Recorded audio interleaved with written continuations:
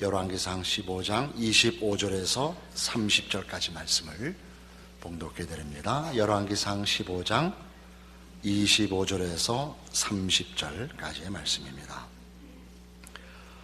유다의 아사왕 둘째 해에 여로보암의 아들 나답이 이스라엘 왕이 되어 2년 동안 이스라엘을 다스리니라.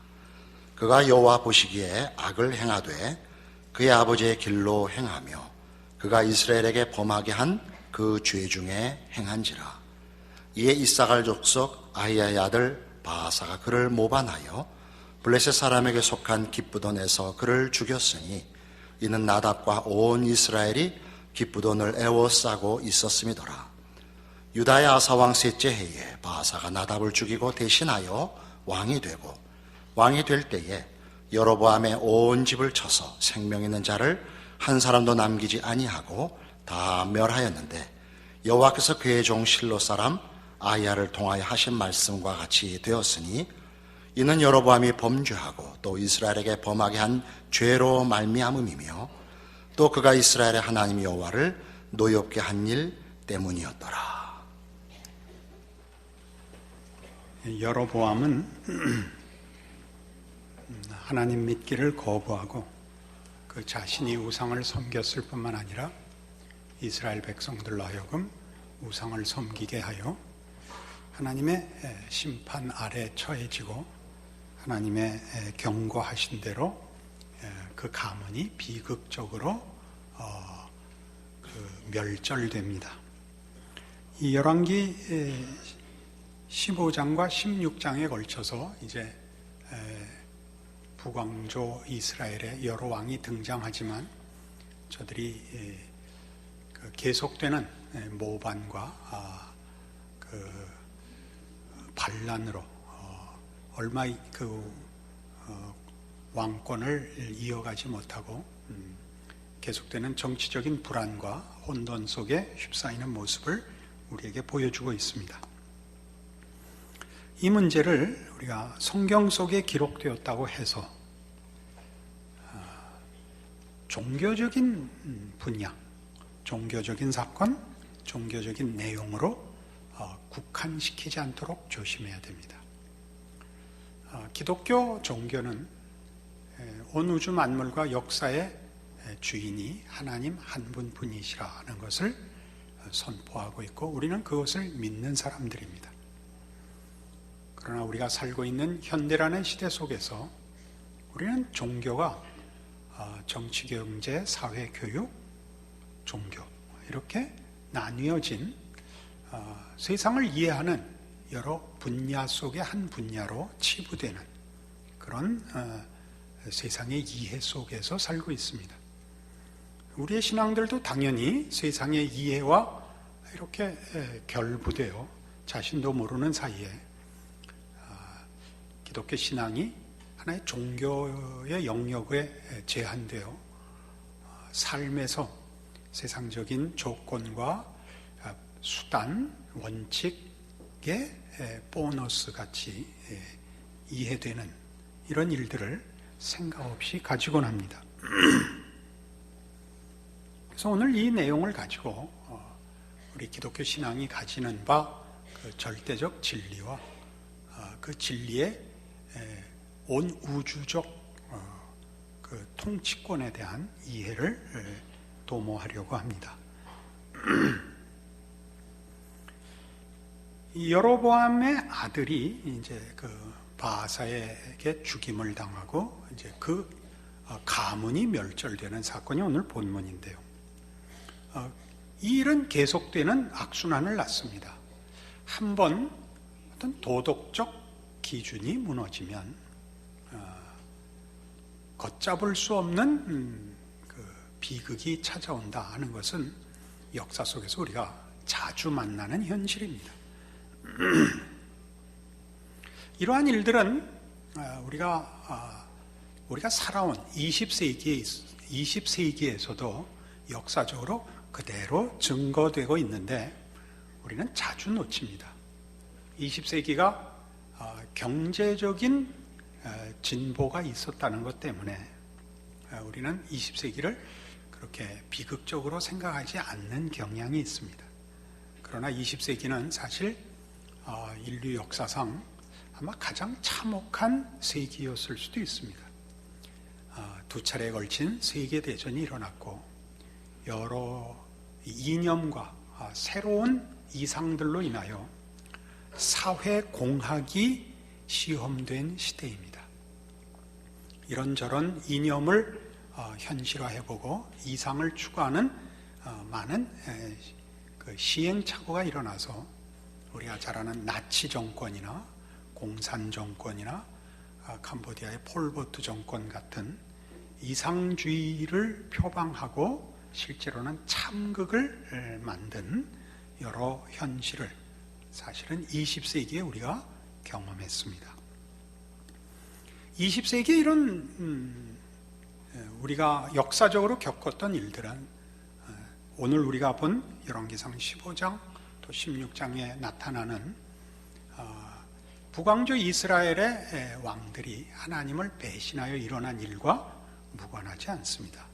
매우 깊은 공통성과 연속성을 가집니다.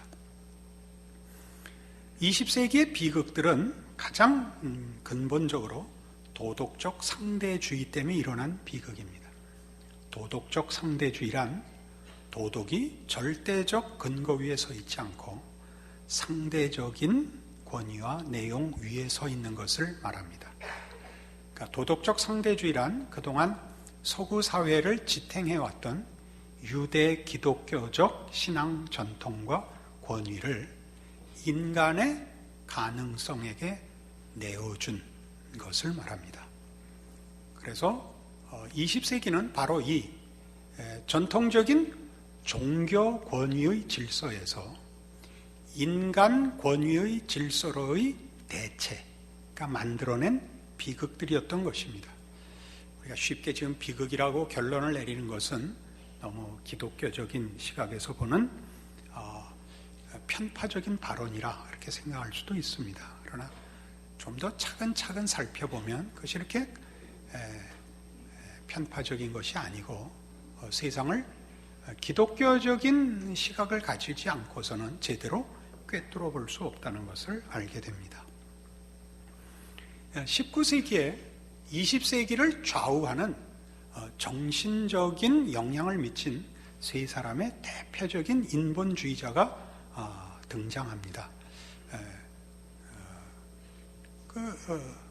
뭐라 그래야 될까요? 우연히도 다 같은 독일 사람이었는데 여러분들도 그 이름을 잘 아는 마르크스와 프로이드와 니체가 그 세 사람입니다. 이 세 사람의 그 영향력이라는 건 20세기 전체에 그 영향을 미쳤기 때문에 매우 중요합니다.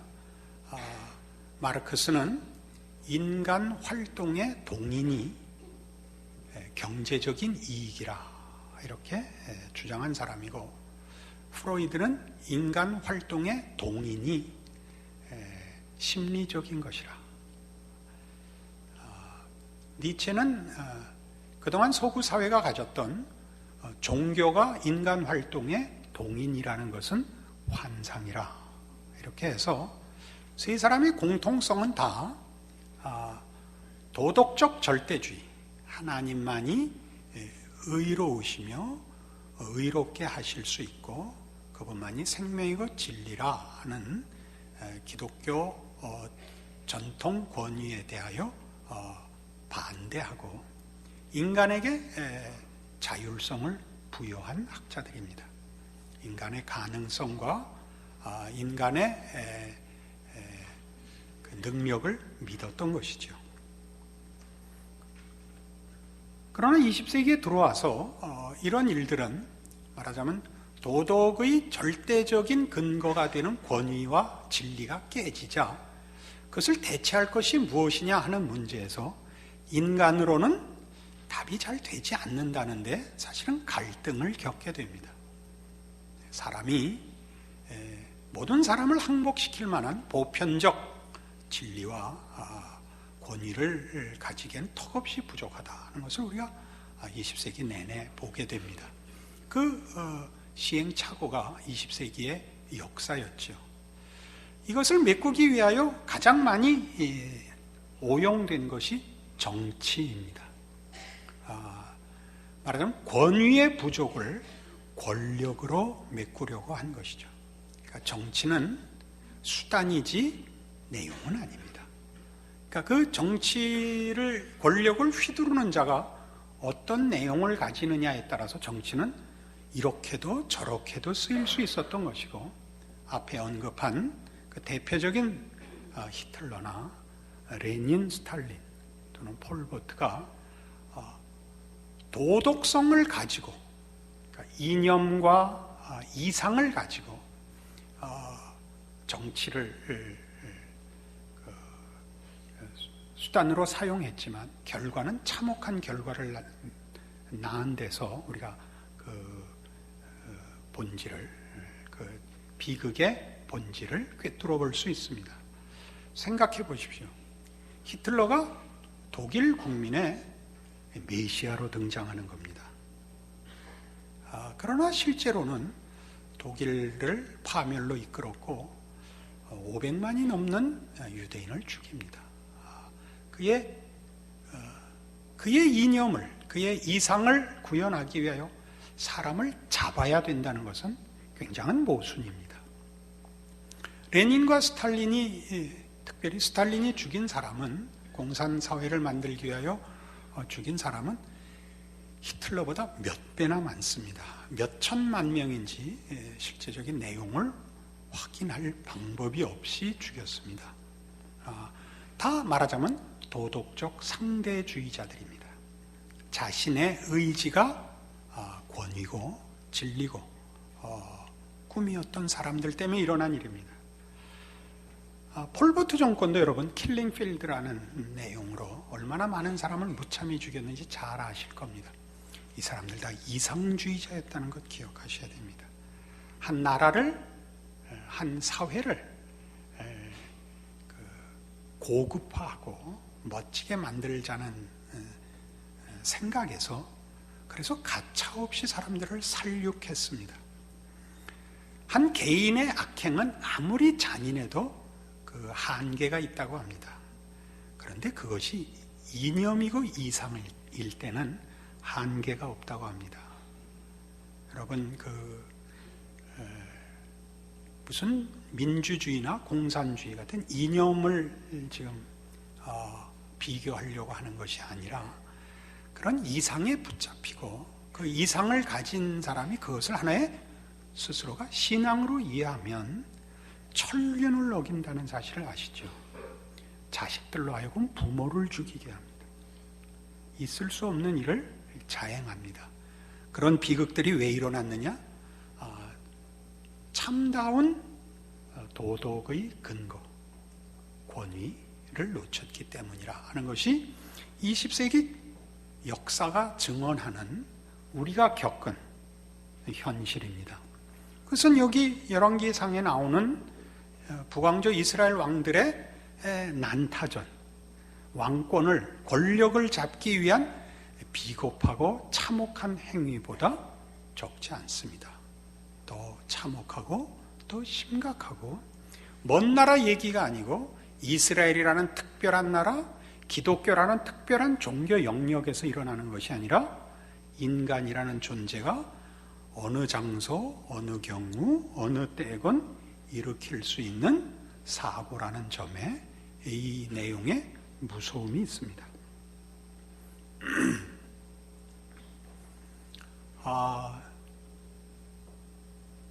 기독교가 가지는 말하자면 보편적으로 얘기해서 도덕성의 근거, 하나님의 권위라는 것이 인간 쪽에서 보자면 독선으로 보일 수 있습니다. 그리고 힘에 의한 강제로 보일 수 있습니다. 기독교가 아차하면 기독교 신앙을 공포로 바꿀 수 있습니다. 너 지옥 간다. 또 그 중에 하나입니다. 진리입니다. 예수 믿지 않으면 지옥 갑니다. 그것이 말하자면 진리를 설명하는 것보다 더 크게 공포로 상대방을 강제할 수 있습니다. 여기에 대하여 말하자면 인류가 반기를 들었습니다. 하나님의 공포, 하나님의 독선에 대하여 반기를 들고 인간에게 자유를 부여한 것이죠. 그 자유는 물론 권위라는 것을 누릴 자유였습니다. 그래서 인간이 스스로 권위를 갖고 자유를 갖자 파멸밖에 만들지 못했다가 20세기의 증언입니다. 여기에 말하자면 우리가 기독교 신앙으로 가지고 있는 우리의 신앙 고백들에 무게가 있습니다. 우리는 세상 사람들이 세상에서의 법칙에 의하여 세상의 방법에 의해서 사는 것에 보너스를 받은 존재가 아니고 유일한 통치자이신 하나님이 누구신가를 알아서 현실을 꿰뚫어 볼 수 있는 자들로 우리의 신앙이 허락되어 있다는 것을 이해해야 하는 존재들인 것입니다. 인간에게는 말하자면 자유가 필요한 것이 아니고 기회가 필요한 것이 아니고 인간에게는 진리가 필요하고 그 진리가 허락되는 은총이 필요하다는 것을 기독교 신앙이 주장하는 것입니다. 여기에 세상과 교회 간의 갈등이 있죠. 우리는 도덕적 세계를 믿습니다. 우리가 아는 것은 여기서 기독교 신앙인들입니다. 우리가 도덕적 세계를 믿는다는 것은 이 세계와 역사와 인류에게 있어서 하나님만이 의로우신 통치자다 하는 것입니다.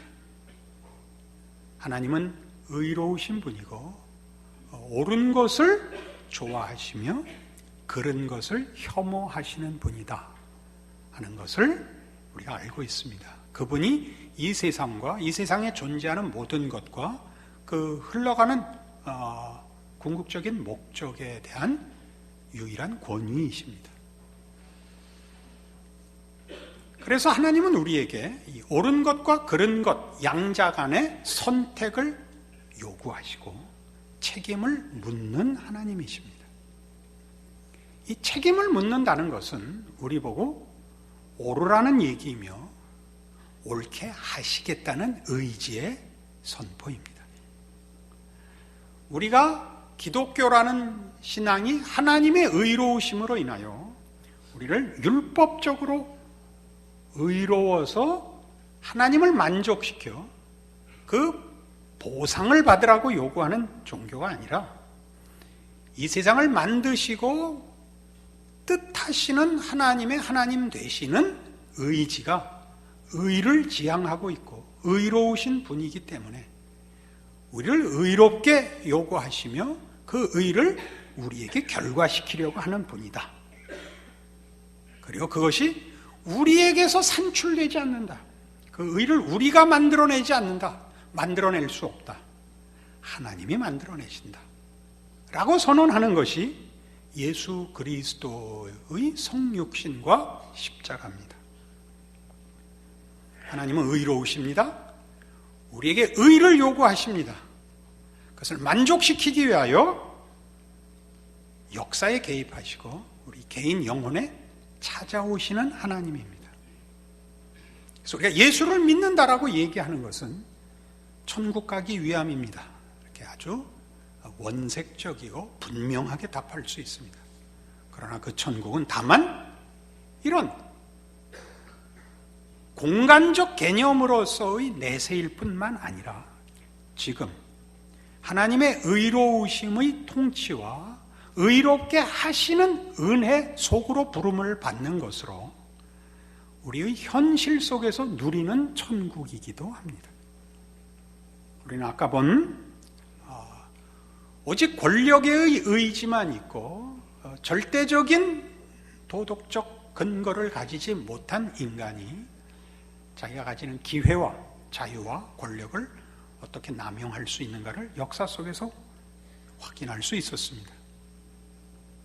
세상은 잡아먹는 곳이죠. 이겨야 되는 곳이죠. 자기 원하는 걸 하려면 모든 사람이 다 방해거리가 되는 경쟁 속에 있는 것입니다. 그러나 예수님 안에서 우리에게 허락한 기독교 신앙, 즉 하나님의 의로우심과 의롭게 하심은 그것과 다릅니다. 그것은 우리를 하나님의 의로 부르십니다. 어떤 의요? 예수를 보낸 의입니다. 예수를 어떻게 보내죠? 로마서 5장에서 이렇게 소개하고 있습니다.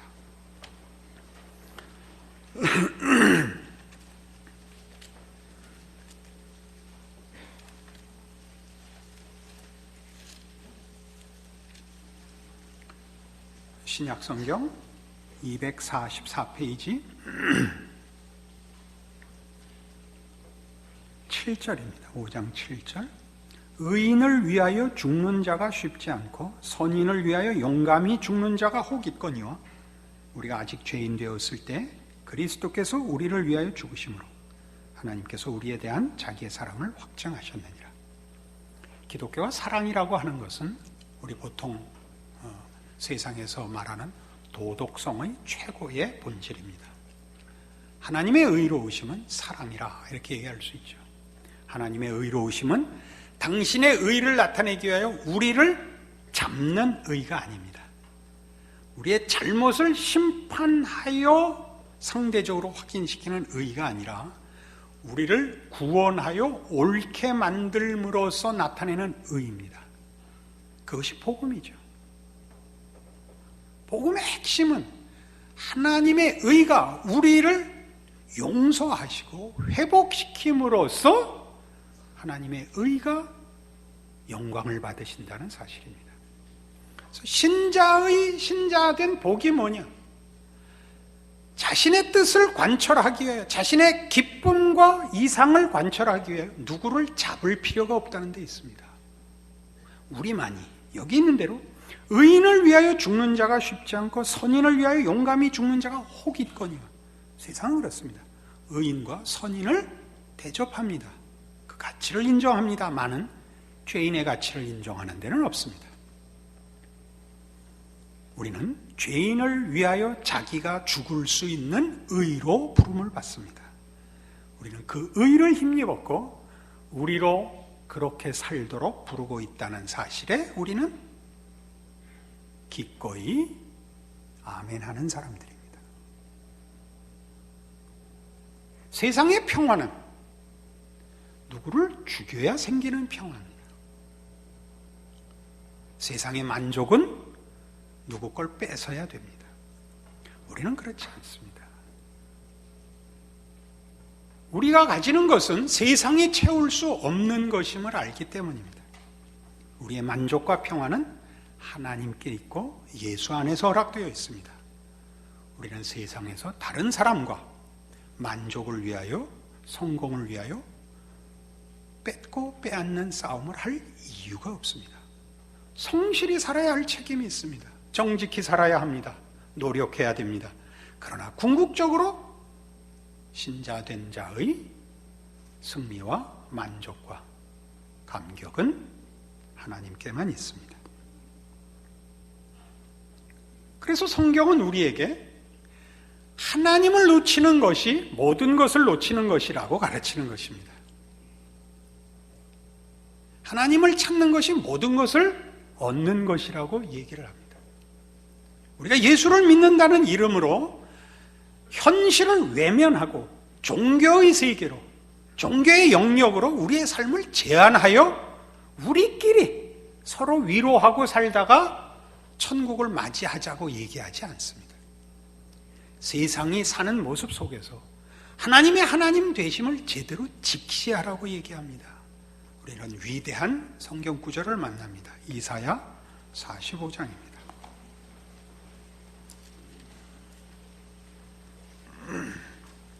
구약 성경 1023페이지 이사야 45장 18절입니다.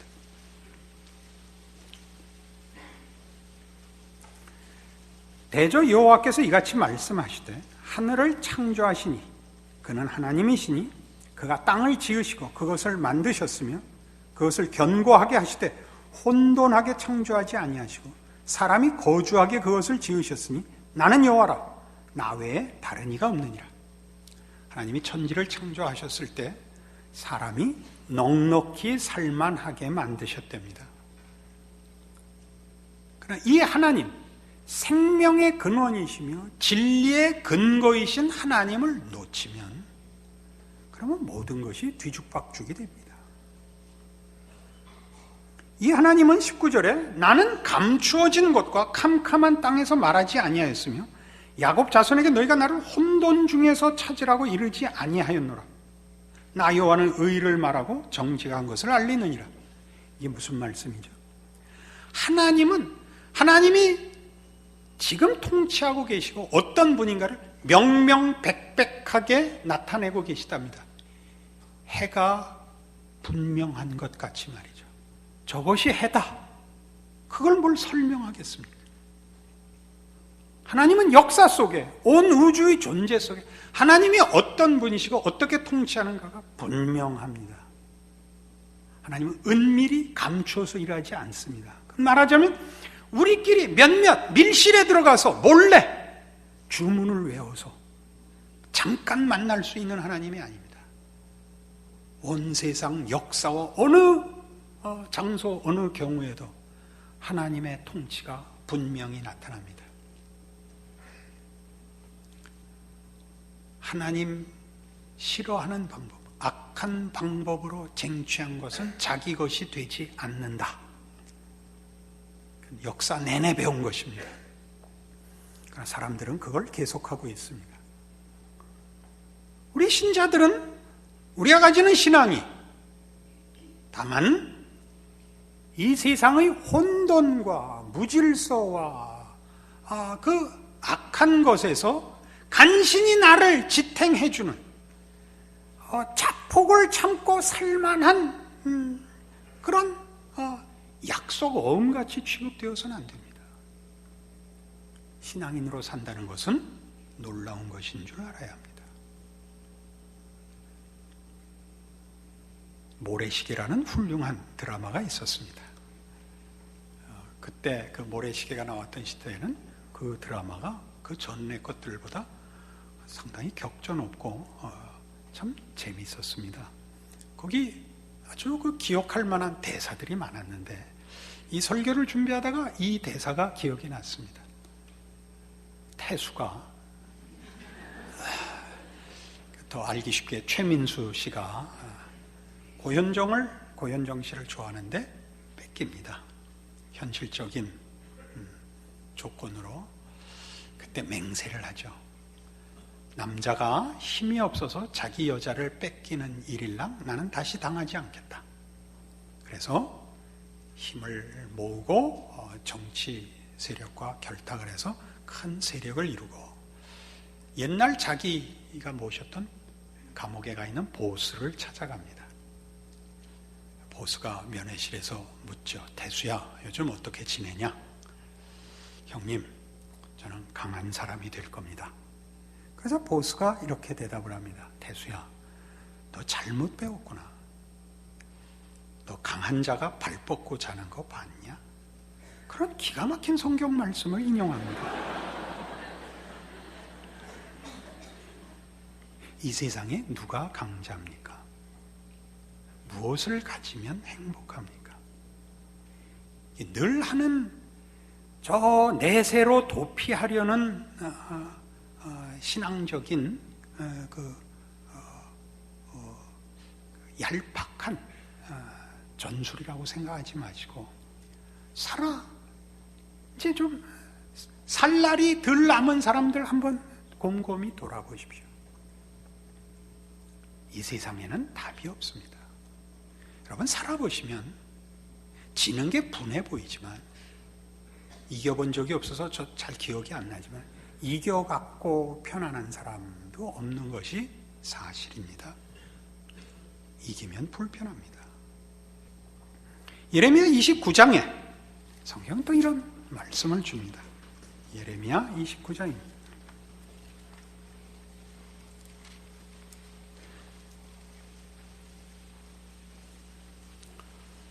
1097페이지 구약성경 예레미야 29장 11절 여호와의 말씀이니라. 너희를 향한 나의 생각을 내가 아나니 평안이요 재앙이 아니니라. 너희에게 미래와 희망을 주는 것이니라.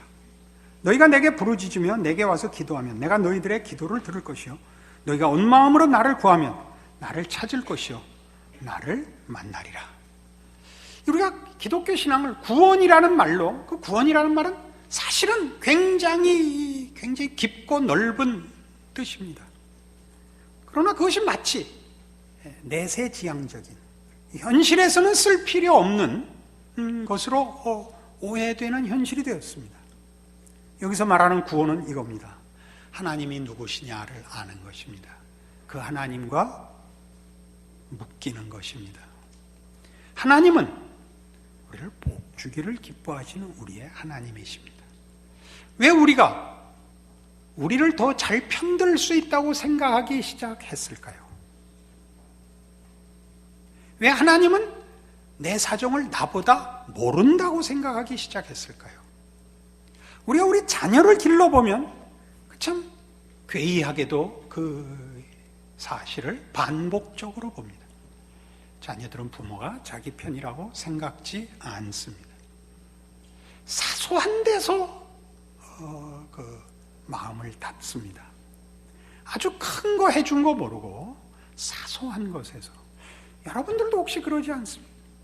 아주 큰 데서 하나님이 여러분을 이미 그 은혜와 사랑 안에 묶어두고 있다는 걸 놓치고 사소한 것 갖고 하나님과 싸우고 있는 건 아닐까요?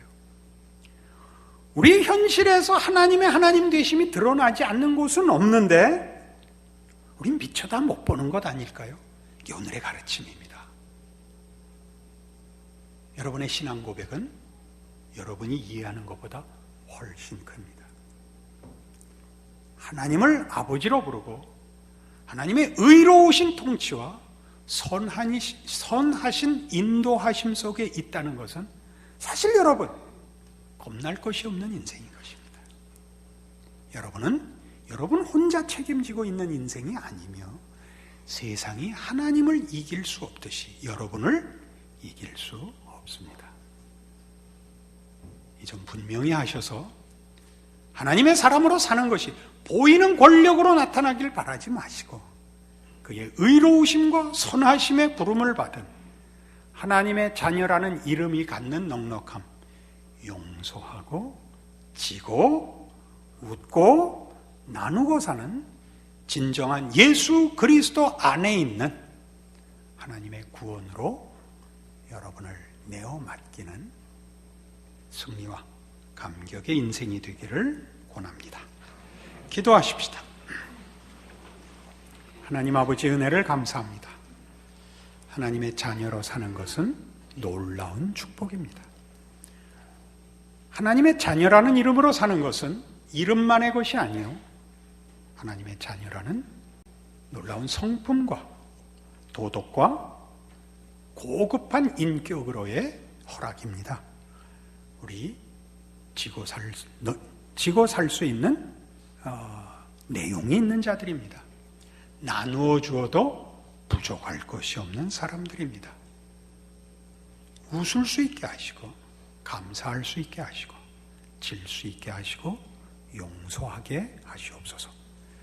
지금은 우리 주 예수 그리스도의 은혜와 하나님 아버지의 극진하신 사랑과 성령님의 교통하심이 하늘 하나님이 누구신가 확인하고 그의 크신 이름의 자녀로 사는 인생을 하나님의 자녀답게 살리라 약속하고 돌아가는 심령들 위해 영원토록 함께 있을지어다.